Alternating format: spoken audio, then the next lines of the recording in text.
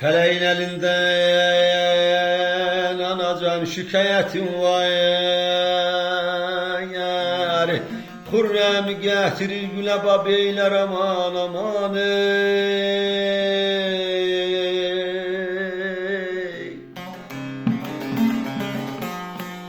Kimini indirer anacan kimi kaldırayar.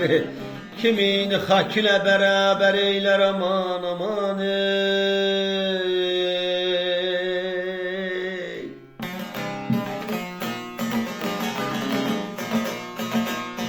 Neden ağlar hallar meyleden ağlar.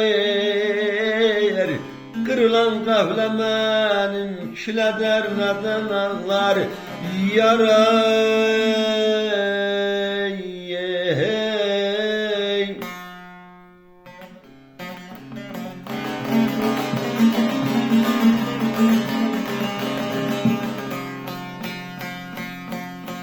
Daima biledir anacan feleğin feleği.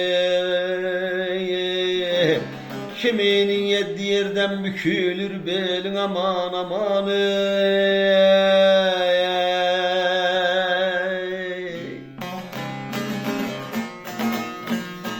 Lale derdi duyun ayiller söylemez dileği. Dil kırar kargayı her zekar eyler aman aman ey.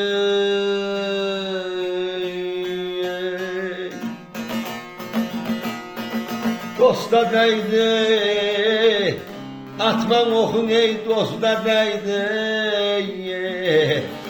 Keserem dilim seni ne dedin dosta değdi yar ey.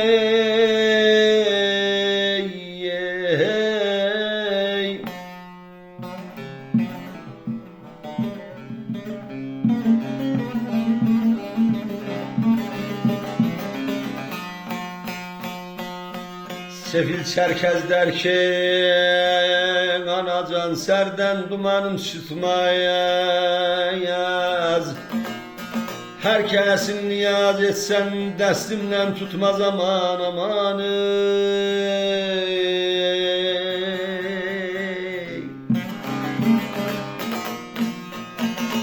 Asıl zade yanındayın ayiller hiç eyli gitmeyez. Namerde can versen hep inkar eder aman aman ey.